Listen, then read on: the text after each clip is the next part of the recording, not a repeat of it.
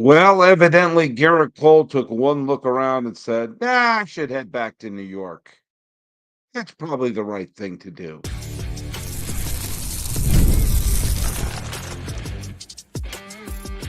You are Locked On MLB, your daily MLB podcast. Part of the Locked On Podcast Network, your team every day. Hello, baseball fans, and welcome to Locked On MLB, part of the Locked On Podcast Network, where it's your team every day. This is the daily podcast. We talk about all of Major League Baseball. I am your host, Paul Francis Sullivan, fighting a little bit of a cough, and you can call me Sully. We've just finished 6 full seasons here on the Locked On Podcast Network, and you know what? I think I'm going for my seventh. Follow us at Locked On MLB Pods on Twitter or whatever it's called now, and on Instagram.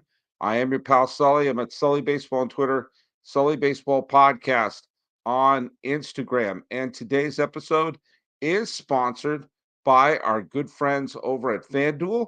You can start the season with a big return on FanDuel. New customers can place a $5 bet, and you'll get started with $150 in bonus bets if you win your first $5 bet. Just visit fanduel.com to get started. Okay, let's address the elephant in the room for today's podcast, at least the one that I'm dropping right now. It's late on Monday, but you're probably hearing it on Tuesday. I am assuring you this is going to be a safe place politically. I I have my political leanings. I'm sure you have your political leanings. I'm not a neutral human being, but this is baseball is a place for people wherever you are in the political spectrum to go enjoy yourself and have a common interest. We need as a country to find the things that unite. We need in this country things that we all can enjoy together, no matter what our beliefs are. And so go out and vote. Vote your conscience. Vote what you think is right. I voted earlier in California. I did an early vote in California. I'm not going to go into who I voted. Some of you could probably figure it out. But we welcome on this show, all of you are welcome. You know, I'm going to keep my political views out, although it's impossible to keep all of your views out because baseball doesn't exist in a vacuum. And there are things that happen in the world of baseball that interact with reality. The nice thing about baseball is it can be a place, it can be a life raft where you can enjoy things with people, even if you don't agree with them. And you can find things to get mad at and hate that have less consequences than some of the things on the ballot. But I will tell you that I'm planning a show tomorrow where I am going over the ballot. This is just a complete, I'm going to do this late tomorrow during when the election returns are going on. I am going to be going over the ballot. And if all goes well, I'll be doing it with a guest. And the ballot I'll be going over will be for the Hall of Fame's era committee new ballot they have for the classic baseball era, baseball prior to 1980. And I'll be bringing in Dave Jordan, who is the co author of this wonderful book called Cobra, which is about the life and times of the great Dave Parker, who's right there on my wall, right there next to Jim Ed Rice. I've always been a fan of Dave Parker. I've always believed he belongs in the Hall of Fame. He's on the new ballot, and Dave and I are going to be talking about that. A ballot that also includes Dick Allen, who should have been in the Hall of Fame before he died. The late Luis Tiant is on there. Steve Garvey, who is on the ballot in California. Steve Garvey is running for Senate here in California. So I guess some of the politics are bleeding into there. And Tommy John and some others are on there as well. Dick Allen, who should be in the Hall of Fame. But we're going to go over that. We are going to go over the ballot. I think there are 3 no-brainers on there and possibly a few brainers. But we'll see. We will see. We'll talk about that tomorrow. A couple of pieces of baseball news. I did a thing this weekend when Gerrit Cole opted out. And I said that chances are he was coming back to the Yankees. This was probably, I thought it was a negotiation tool. He has opt-outs in his contract. It's his right to exercise them. The Yankees have the right to pick up the club option.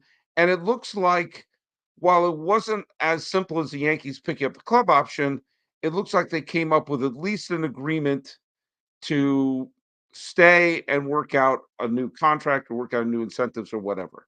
I think this is an absolute no-brainer for both the Yankees and for Gerrit Cole. The Yankees can't afford to let him go. There's some absurd things some of you were posting on the YouTube show about that, saying he's overrated, he's a bum. Stop. To quote my father, stop. Just stop. He is one of the elite pitchers in baseball. And yes, he's in his mid 30s. And yes, he missed half the season. The second half, he was pretty good. Was he as good as he was when he won the Cy Young Award in 2023? No. Was he as good as he was when he probably should have won the Cy Young Award in 2019? No. But he was still pretty dang good. And lest we forget, he was terrific in the World Series. And he was terrific in the clinching game against the Kansas City Royals. So let's stop about he's a bum. He's what? What? You didn't shine enough on the big stage? Yeah, he forgot to cover first. He did make a bonehead play. And he got out of that by going to pitch a scoreless sixth inning and got them through the seventh. They needed what? Holmes came in with 2 outs in the seventh. But still, 12 and 2/3 innings pitched in this era with a 0.71 ERA. I mean, I'm sorry. He is the kind of pitcher was hard to find these days because, as I said before, baseball is not in the business of developing aces anymore. They don't want aces in the game. It's not economically sound for them. They'd rather have bullpens by committee. They'd rather have openers rather than starters.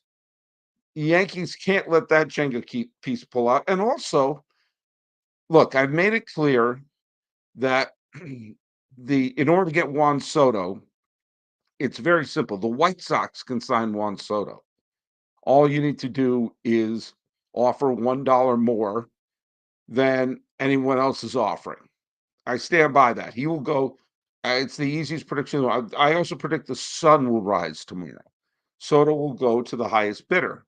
But it can't hurt to say, hey, we're going to try to keep some of the band together. There's going to be a huge turnover with the Yankees this year.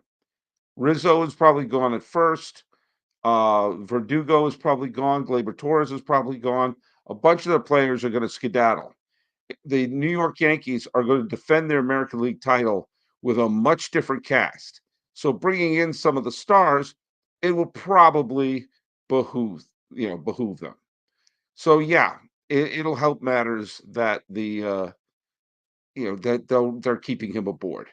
Now another former race, and I say former because his best days are behind him, is Clayton Kershaw. Did you see Clayton Kershaw during the World Series celebration? Was that Clayton Kershaw or was it the dude from the Big Lebowski? Remember in one of the, I think it was Avengers Endgame, when Thor let himself go and was playing Fortnite on that island? I mean, look, I've struggled with my weight my whole life, and I'm currently struggling. And right now, my weight is defeating me. I'm looking. Hey, what is that Ozempic work? How does that happen? So I shouldn't talk about a person who's made a living as an athlete about a belly. But he walking around with his belly out was this expression of, yeah, yep, what are you going to do? I am the man here in LA for a long time. I can afford to let my belly out as I get my second World Series ring, earn the first one, and I said it, earned the first one in 2020, which, by the way, the 2020 World Series, he won both of his starts, and he pitched really well in that postseason, save for one game against Atlanta. He pitched very well that postseason, when they won the COVID year, and he probably would have been the World Series MVP in 2017 if they weren't banging trash cans in his start in Houston, because he dominated the Astros in the games that were played in Los Angeles. Now, he opted out of his player option. He declined his player option. But this is a similar thing. He's negotiating. If he wanted to leave, he would have left a couple of years ago. He would have gone to Texas a couple of years ago, and he didn't. And this is probably declining an option and working on an incentive-laden contract. So he has, it's probably just a negotiating ploy. There's a lot of reasons for Clayton Kershaw to return to the Dodgers. First of all, they have a job for him. I don't know if you noticed that, but there were holes in their rotation. He'll come back. If he has just a good year, just have an ace year, just a decent year. He will be a welcome at this point a number 4 starter. But who cares? The last time Clayton Kershaw was an all-star, you have to go all the way back to 2023. And the last time before that, you had to go all the way back to 2022. Now, yes, he dealt with injuries there, and he probably was injured in the 2023 Division Series, where he got absolutely tattooed by the Diamondbacks in that 1/3 of an inning he pitched in the opening game. But some interesting things are within the grasp of Clayton Kershaw. Now, if you love WAR, and by that I mean the stat, and I look at WAR the same way I look at Wikipedia. It's a good starting off point to determine something, but you probably should do more heavy studying if you want to be informed about someone. Clayton Kershaw has the highest career WAR of any Dodger ever, period. Going back to the Brooklyn Superbas and Brooklyn Bridegrooms. Yes, he is even more than that player you were just thinking about.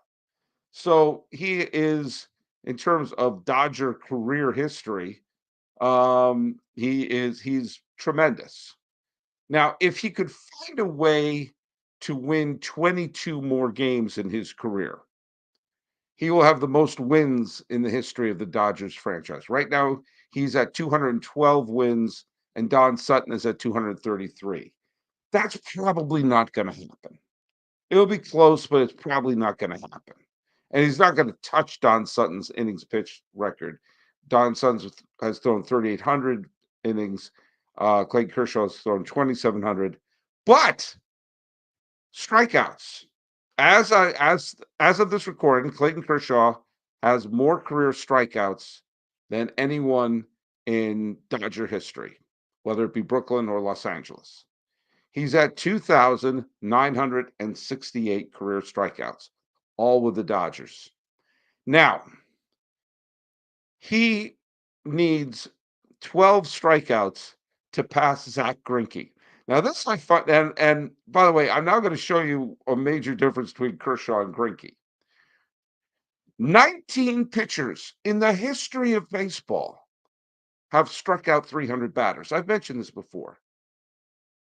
19 pitchers have 3,000 strikeouts or more for their career. Zach Greinke hung up his spikes at 2,979. He's 21 strikeouts away from being part of the exclusive 3,000 strikeout club. And he hung up his cleats because Zach Greinke don't care. Kershaw, I have a feeling, cares. He's at 2,968. He needs to strike out 32 batters, 32 swings and misses, and he will leapfrog his former teammate Zach Greinke and be the 20th pitcher in baseball history with 3,000 strikeouts. I have mentioned this before. I know I've said this before. But Kershaw, I'm sure, would love to be part of the 3,000 strikeout club, especially when it's so close. So I'm sure that's going to be part of the incentive for him to come back. Now, we've brought up Gerrit Cole, Cy Young Award winner, Clayton Kershaw, Hall of Famer, and as William Cumell says, the last pitcher to win the National League MVP. That's right. I'm going to bring up another pitcher who's now free and available. And quite frankly, I think some teams should kick the tires on him. Do you know why? He was once good enough to be the number 1 overall pick. And maybe the right coach can unlock the key. Get ready to tackle the NFL action with FanDuel, America's #1 sports book. Because right now, new customers can bet $5 to get $150 back in bonus bets if you win. The FanDuel Sportsbook app gives you everything you need to place live bets and the NFL all in one place. So when you get a hunch in the middle of a game, you can check out the latest stats, view live play-by-play, and so much more on the same page where you place your bets. Just visit FanDuel.com to join today. You'll get started with $150 in bonus bets if you win your first $5 bet. That's FanDuel.com. Never waste a hunch and make every moment more with FanDuel, the official sportsbook partner of the NFL. Another piece of news came around today that Casey Mize is going to be a free agent. Casey Mize is 27 years old. He pitched 20 games for the Detroit Tigers this year. Didn't pitch particularly. He had pitched to a 4.49 ERA, which is pretty much right down the line, kind of mediocre. Pitched 102 innings. Nothing spectacular, nothing horrible, but nothing spectacular. In his time with the Tigers declined his option, and he's still under control by the Tigers, but he's exactly the type of pitcher that I can't help but wonder the right pitching coach could go a long way. He can't be a free agent yet. He has not thrown the requisite 6 years. But if I were a team, I would really, really, really. And by the way, I said earlier that he was a free agent. I was wrong. I misread something on here about him. But my point stands.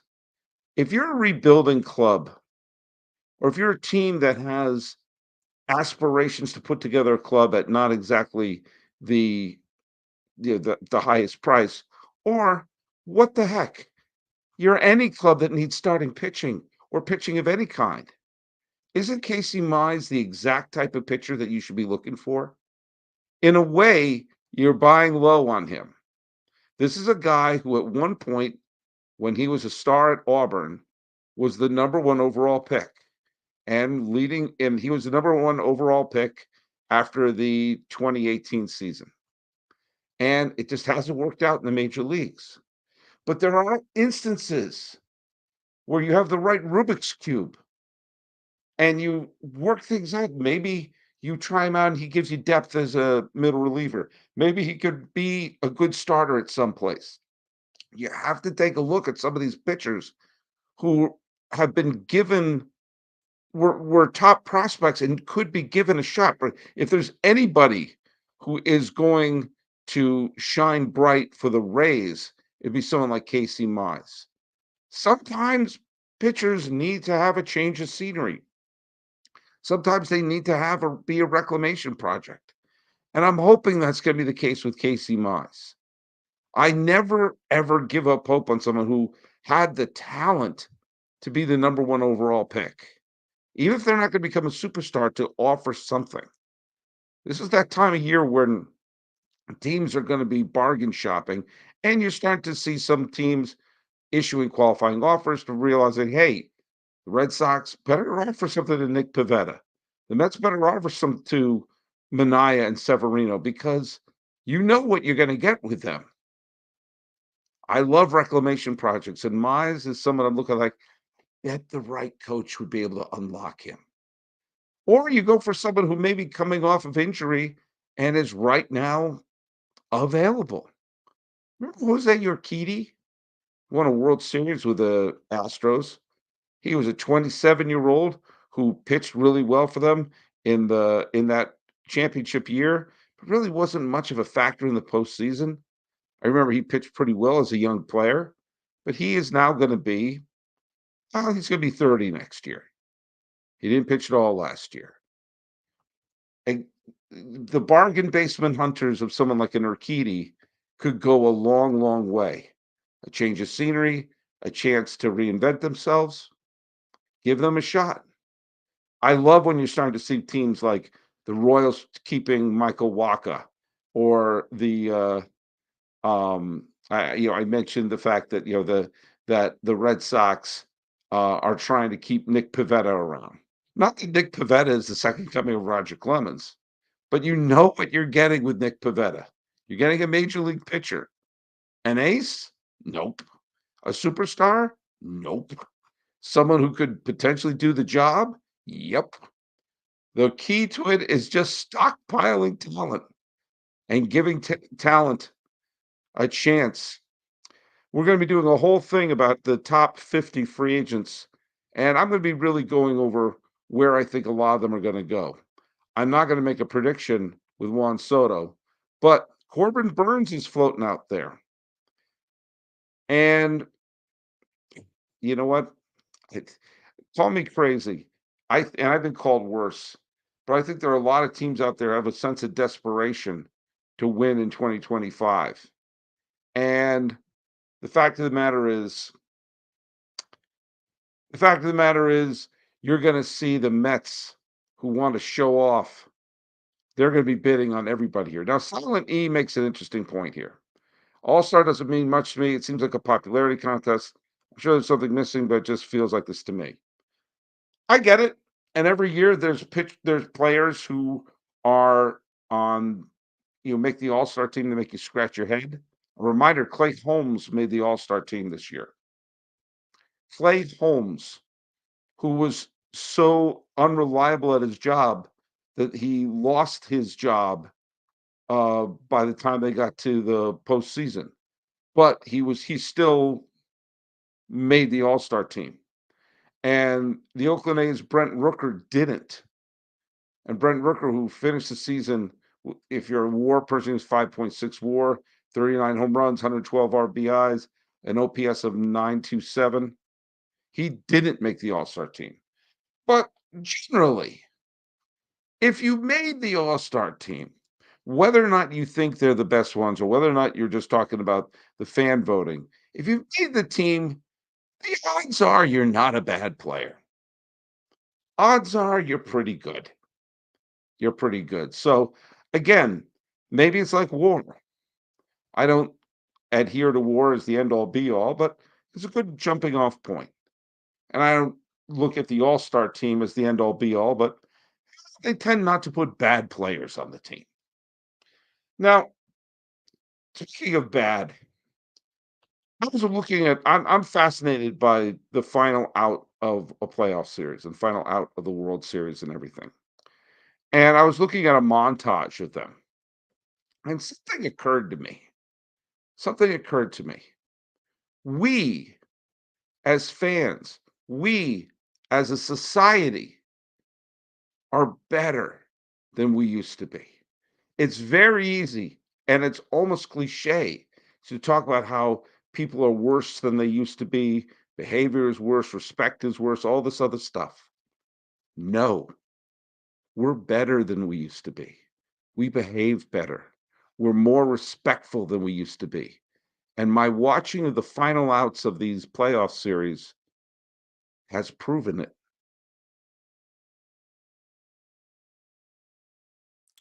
All right, your sex life is important, but your schedule is busy. You don't have time to go to a doctor's office and get treated for ED. Through HIMSHims, you get a personalized ED treatment without stepping foot outside your door. HIMSHims is changing men's health care by providing you access with affordable sexual health treatments in the comfort of your home. HIMSHims provides access to a range of doctor-entrusted ED treatments like chewable hard mints and Viagra and Cialis, and they're generic for up to 95% cheaper prices. The process is 100% online, and so there's no need to feel uncomfortable at a doctor's office. Just answer a series of questions on their site, and a medical provider will determine the right treatment option. If prescribed, your medication ships directly to you in discreet packaging for free. No insurance is needed, and one low price covers everything from treatments to ongoing care. With hundreds of thousands of trusted subscribers, HIMSHims can help you find the ED option that works for you. Start your free online visit today at HIMS.com/lockedon. That's HIMS.com/lockedon for your personalized ED treatment option. HIMS.com/lockedon. The products mentioned are chewable compounded products which are not approved by or verified for safety or effectiveness by the FDA. Prescriptions require an online consultation with healthcare provider who will determine if appropriate. Restrictions apply. See websites for details and important safety information. Subscription required. Price varies based upon product and subscription plan. Now, Monday was the anniversary of the Diamondbacks beating the New York Yankees in the 2001 World Series. That's been called the Luis Gonzalez game. I like to call it the Tony Womack game because it was Tony Womack who hit the unbelievable clutch hit to tie the game in an era when Mariano Rivera was completely invincible. By the time the bases were loaded with Gonzalez up, there was already a sense that disaster was about to happen. But it was Womack's hit that was like, oh my God, wait, what happened? But found there was something interesting about the celebration, about this highly charged, emotional World Series, of which there was in the wake of 9/11, a lot of people rooting for the Yankees, and the Diamondbacks won this emotional World Series. They won it on the walk-off hit. And I noticed a very specific thing because I had watched the Chris Chambliss home run from 1976. And I started watching the celebrations of World Series and LCS in a row, and it hit me. Fans are more respectful now. Fans are better now. Fans respect the players and are more respectful in a societal way. It's not the thing that most people like to say. We're worse than ever. Where's the respect you used to have? No, no, no, no, no. The Diamondbacks in 2001 celebrated on the field. They mobbed Luis Gonzalez. They were jumping up and down. They're having their great celebration. And the fans didn't rush the field. I started looking at the games from basically from the mid 80s on. And there were many times that you saw a home team win. But really, the last time you saw fans rushing the field, I guess it may have been the Tigers in 84, the Mets in 86, maybe that will be it. But when the Twins won, first ever World Series won by the Minnesota Twins in a raucous Game 7, fans didn't run on the field. When the Twins won another World Series in 1991, the fans didn't run on the field. When Joe Carter hit the home run, both fans ran the field, but not much, not many. The Braves won in 95. The Yankees won in 96. You saw they were able to celebrate on the field. The fans stayed in the park, in the stands, cheering, going nuts, to be sure. But there was a sense of the celebration being a moment of joy. Now, when you've had situations where the road team wins, yeah, that's a little more depressing. But there have been instances in the past where the road team wins and fans still rush the field. Now, when Chris Chambliss hit his home run in 1976, a riot broke out, basically. There were so many fans running on the field, Chambliss couldn't circle the bases. The very next year, when Reggie Jackson cemented his legacy and answered his critics for all time, and he hit the 3 home runs in Game 6 of the 77 World Series. When the final out was made, it was Mike Torres, the pitcher for the Yankees, caught a pop-up. There was such a rush on the field that Reggie Jackson couldn't stand there with his arms up, pointing to the fans saying, "Thank you, thank you." He was running for his life and clotheslined a couple of people along the way. When the Pirates won the World Series in 1979 in Baltimore, not even in Pittsburgh, their fans were rushing the field, and you saw that someone was trying to steal Kent Tekulve's hat, and Steve Nicosia, the catcher of the Pirates, is seen in the video of the celebration beating the snot out of a fan as all the players are running for their life. And I think you could point to the moment when Philadelphia brought out horses and attack dogs on the field when the Phillies won the World Series in 1980. And still people ran on there. But that was probably the beginning of the end. But now it's really expected that the fans don't run on the field. It's acknowledged that it'll just be one or two mutton heads and they're instantly taken care of. There was a spectacle as a kid. I liked the image of the fans rushing the field, but first of all, it's not the place for the fans. Secondly, it makes the celebration more of a moment of joy. I was at Dodger Stadium when the Dodgers clinched the pennant a couple of weeks ago. Fans were going nuts, cheering, Randy Newman playing I Love LA, and the players stayed on the field, hugging each other, waving to the crowd, high-fiving fans, and they set up the stage on the field where they could celebrate with the fans. In the past, if you won the championship, you run for your life, and the celebration of handing out the trophy and the MVP is done in a cramped locker room.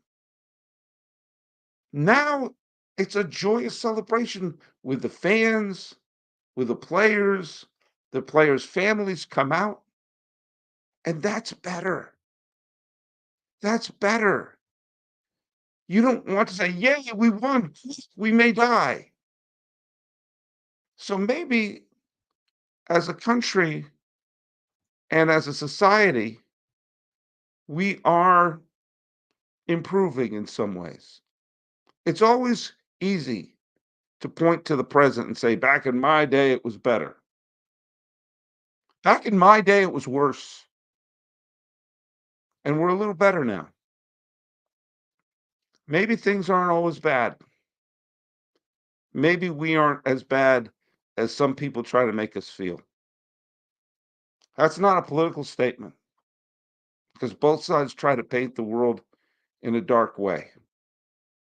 And maybe I'm tired of hearing negativity. And as this is a safe space for all political leanings, take a look around. Watch how the celebrations were done. Watch how respectful it was. All right, one Yankee fan tried to rip the ball out of Mookie Betts' glove. Yeah, there were absolute idiots who were looting things after the Dodgers win. And one guy tried to throw a firecracker or something and blew his hand off. Darwin, natural selection. But we're not as bad as we used to be. And the celebrations are more respectful. And that, I think, is worth celebrating. All right, folks, go vote. We'll be back tomorrow. Follow us at Locked On MLB Pods on Twitter or on Instagram. I'm your pal Sully. I'm at Sully Baseball on Twitter or whatever it's called now. Sully Baseball Podcast on Instagram. Pointing out aces, past and present, looking for contracts, and maybe you can steal one. This has been Locked On MLB. I am your host, Paul Francis Sullivan. Please call me Sully.